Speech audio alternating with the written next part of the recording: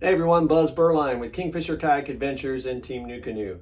Today I would like to give you a little recap of a tournament from this past weekend here in North Central Florida. It was with the Florida Bass Nations Kayak Series in the Northeast Division, and the tournament was at Lake Noonan's. This is an almost 6,000 acre lake, and it is beautiful, scenic, but it can be challenging under tough conditions. And we've had a drought. We haven't had much rain here, and had to do a few special things with my baits, some traditional and then some non-traditional modifications of a new bait for me, and it worked. So I thought, well, maybe it'd be good to tell other people about it, and maybe it can help you too.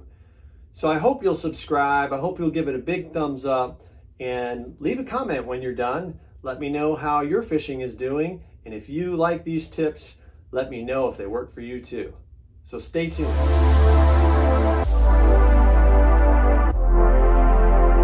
those of you who know me well, you know I've always got the Magnum Speedworm tied on at any time when I'm fishing in Florida.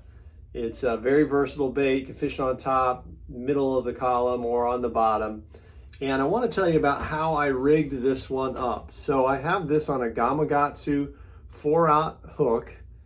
And it's an offset hook, not perfectly round at the bottom. I don't know if you can see that or not. But I've got a tungsten 1/8 ounce weight on it. That's pegged. But if you look closely right there, I've got a swivel. And the reason I have that swivel there is if I take it back down here over the hook, is because a lot of times, especially early in the day, I was missing hook sets because the bait would fall down and the fish could get leverage and come off. So what I do is between the weight and the hook, I tie this, and I got this information from Roland Martin because he does some of the same things. This is on 30-pound braid, but even when I use a leader, I'll still do it. I just have to check it to make sure I don't have a lot of wear and tear on the fluorocarbon or mono leader. But I use the swivel that goes perfectly over that hook, back around, and then holds everything in place. So that holds it so the plastic doesn't pull down the hook and get in the way for the hook set. So it works really well. And if you watch YouTube, you've probably seen Roland or other people do that.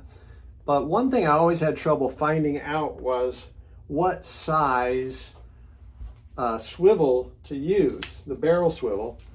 And for me, when I use the 07414 Gamakatsu hook, hopefully you can see that without the glare, the 4/0 hook there, offset hook, I use the Eagle Claw barrel swivel size 12. I've gone through so many barrel swivels trying to figure out the perfect size for that. For that hook and for that swivel size, it works perfect. So think about that modification in order to increase your hookup ratio throughout the day. Another important part of improving your hookup ratio using the Magnum Speedworm is using the right equipment. I use the Victory St. Croix rod. Is a 7.3 medium heavy power fast action, and they call this one the Marshall. And I use quantum reels, but I'm kind of all over the place with different reels right now, just trying to figure out which ones I like the best. But this is a 7:3-to-1 gear ratio, and like I said before, I'll use 30-pound braid, 40-pound braid. I'll use a FG knot when I tie a leader, which I do often. And sometimes I'll even use a mono leader too. If I've been losing a few at the boat, I feel like sometimes a mono leader, especially as the fish gets close to the boat, gives me enough stretch where they're not pulling away. Now the second bait that I use that works very well here in Florida, especially in grass, but in other areas too, is the chatterbait. You can see how much I've used this one. This is one old reliable, I like to call it, the 1/2 ounce Z-Man chatterbait. It is a jackhammer, and at the tournament I used a Yamamoto Zako. I'm not sure exactly how you pronounce it, but my understanding is it means little fish in Japanese. And this is the electric shad color. Little story behind this is Lake Nunez doesn't have a lot of hydrilla or other types of grass. It's really a muddy bottom. So I was so sure that I wasn't going to use a chatterbait. I didn't even bring any. I didn't bring my favorite rod, which I'll tell you what that is for chatterbaits in a second. So I had to adjust. I had to modify things. I hadn't cleaned out my, what I call my graveyard, all my old baits that I used in a previous practice session. And at the bottom of it, I happened to find this one. So I was switching out baits and kind of threw it at the bottom of the boat. So it was the only chatterbait I had. And it was the only trailer that I had. So a modification I used after I caught my first fish immediately on the first bite was, and a little tip for you, bring super glue, because I had to super glue this trailer back together like 3 times because it was just getting crushed by the fish. So bring super glue in case you run short in any of your baits. Now this is my normal chatterbait rod that I use. As some of you know, I'm an angler with St. Croix rods, and this is probably my all-time favorite rod that they sell. This is the Rip 'n Chatter Legend Tournament rod. It is 7.2 heavy power and it's moderate action, so it has a lot of flex, so we're not ripping that very sharp hook of the Z-Man chatterbait out of their mouth. When you set the hook, so you got a lot of play on that. And this is an older reel, a Quantum Accurist. It's pretty good. It's a 7-to-1 ratio reel, and I use it on fluorocarbon. This is 7. Sometimes I use 15. Sometimes I use 17-pound fluorocarbon from Seagar. I use a Brazix. But this is the rod I didn't even have. So how do you modify? Well, let me tell you.